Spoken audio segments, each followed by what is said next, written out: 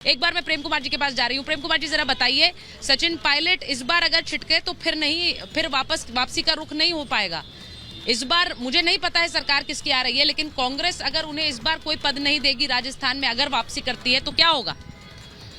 देखिए सुचारिता जी, वक्त ने बताया है कि सचिन पायलट कोई पद लोलुप व्यक्ति नहीं है और उन्होंने बार बार इसका खुद से जवाब दिया है। मैं नहीं, उन्होंने ही कहा है कि मैं बहुत पदों पर रह चुका हूं, मंत्री, केंद्रीय मंत्री रह चुका हूं, प्रदेश अध्यक्ष रह चुका हूं, पद की लालसा नहीं है, उनका ही कहना है।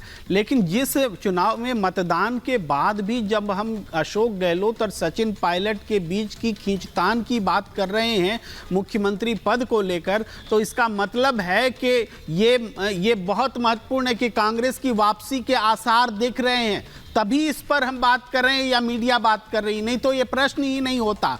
तो ये जो बात है, रिवाज पहले बदल चुका रिजल्ट आने से पहले, और जिस तरीके से नहीं, मैं ये सवाल इसलिए पूछ रही हूँ क्योंकि कोई ऐसा ना हो कि कांग्रेस में सचिन पायलट की कभी ना होने वाली वापसी हो जाए।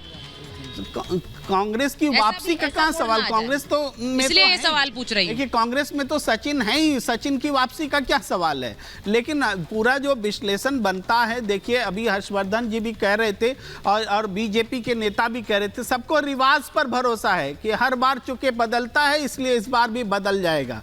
तो भाई इसका जवाब अशोक गहलोत ने दिया है कि केरल में वही अच्छा काम किया मार्क्सवादी कम्युनिस्ट पार्टी ने, तो कांग्रेस वहां नहीं आई, वहां रिवाज बदल गया। यहां अशोक गहलोत ने अच्छा काम किया है तो उसका बदल जाएगा, ये अशोक गहलोत का जवाब है। तो आज तो मतदान हो गया, मतदान का प्रतिशत जो है आप देख रहे हैं कि बता रहा है कि लगभग 75 के ही आसपास रहने वाला है। ऐसा नहीं है कि बहुत बम्पर मतदान हुआ है, और जिस तरीके के ट्रेंड्स दिख रहे हैं। ठीक है, आप ये बोल रहे हैं मुझे एक बार बीजेपी के खेमे में जो द्वंद है उस पर भी आना है, सिर्फ द्वंद सिर्फ कांग्रेस के खेमे में नहीं है। इसीलिए मैं कह रही हूँ हमें नहीं पता है वापसी कौन कर रहा है, मतलब कांग्रेस वापस आ रही है या बीजेपी आ रही है एक अंतराल के बाद, लेकिन जो द्वंद है दोनों ही खेमों में है। तो मैं बीजेपी वाले खेमे में जो द्वंद है उस पर आऊं उससे पहले एक रिएक्शन यहाँ पे ले लेती हूँ जल्दी से। वो कह रहे हैं कि सचिन पायलट को क्या रिझाने की कोशिश की है बीजेपी?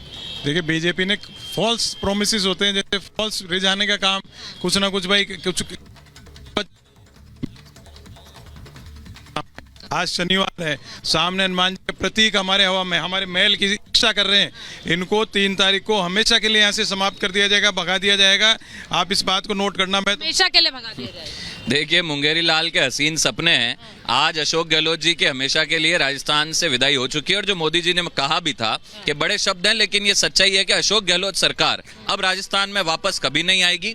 और रही बात सचिन पायलट, अशोक गहलोत जी की, मुझे लगता है वोटिंग समाप्त हो चुकी है और नहीं तो अब थोड़े समय में जो क्यू में लगे हुए उनकी हो जाएगी। तो आज तो राजस्थान हर्षोल्लास मना रहा है। आज राजस्थान को उस कुशासन, उस जो पिछले 5 साल में जो कुशासन देखा गया है, जो बिल्कुल भी जिसको कहते हैं कि प्रशासनिक सेवाएं ध्वस्त हो चुकी थी, उस पूरे शासन का आज के दिन अंत हुआ है और पूरे राजस्थान में हर्षोल्लास का माहौल है, क्योंकि कम 3 दिसंबर राजस्थान में भाजपा की सरकार आने वाली है और वापस राजस्थान उसी विकास और उसी शांति के पथ पर अग्रसर होने वाला है।